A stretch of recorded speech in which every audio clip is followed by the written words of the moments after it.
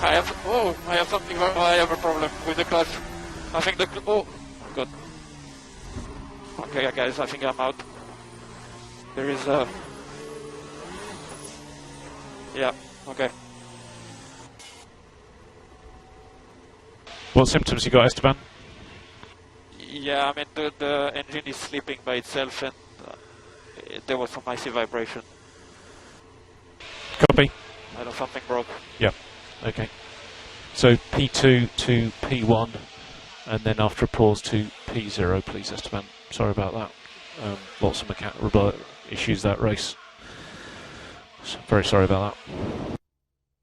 Yeah, no worries, it happens, but yeah, I felt the car was very disconnected in the high-speed turn-ins, and yeah, so it just got worse with vibration now, and I broke, so there was something. Basically, that's why I lost some pace there. Yeah, understood, mate. Sorry for all of that. We'll see you back here later. Yeah.